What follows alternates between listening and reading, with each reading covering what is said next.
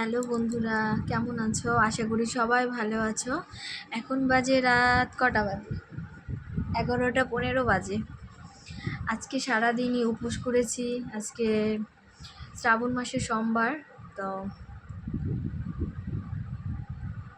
সারাদিন উপোস করেছি। তো একটা ফ্রেন্ডের ছেলের আজকে জন্মদিন ছিল, তো ওদের বাড়িতে গিয়েছি। আমি কিছু খাইনি, তো ওখান থেকে এসে আবার শিবের মাথায় জল ঢেলেছি। তারপর এখন একটু প্রচণ্ড মাথা ব্যথা করছে, তাই একটু চা খাচ্ছি। তারপরে রাতে দেখি একটু এক সিদ্ধ খাবো। তোমরা কে কে করেছো শিবের উপোসটা কে কে করেছো আজকে? এই দেখো আমি চুড়ি পরেছি, সবুজ চুড়ি। কে কে সবুজ চুড়ি পরেছো বলো?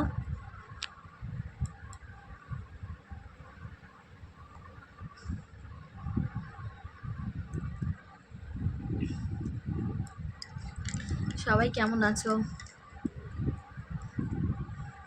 আজকে যে উপোস করেছি না, মানে কোনো কষ্ট হয়নি, বিশ্বাস করো, মানে কোনো কষ্ট হয়নি শরীরে।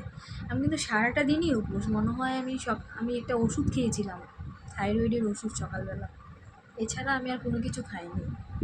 আর এই যে খাবার, মানে এই চা মুখে দিলাম,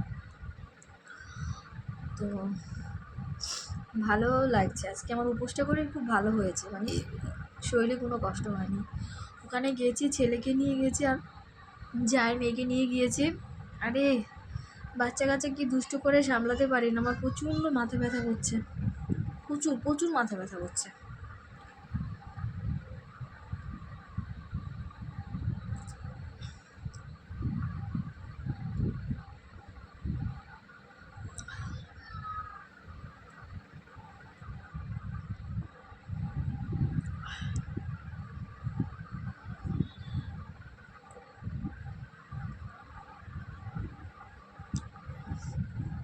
অনেক লেট করে গিয়েছি, তার জন্য আমার বান্ধবী খুব রাগ করেছে।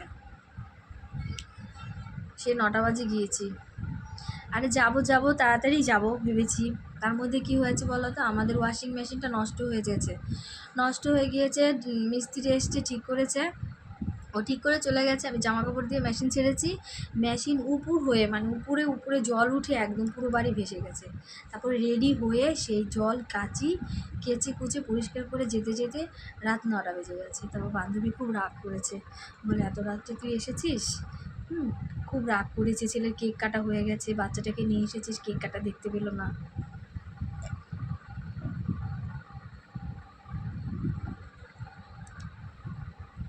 চাটা খেলাম, খুব ভালো খেয়েছি চাটা।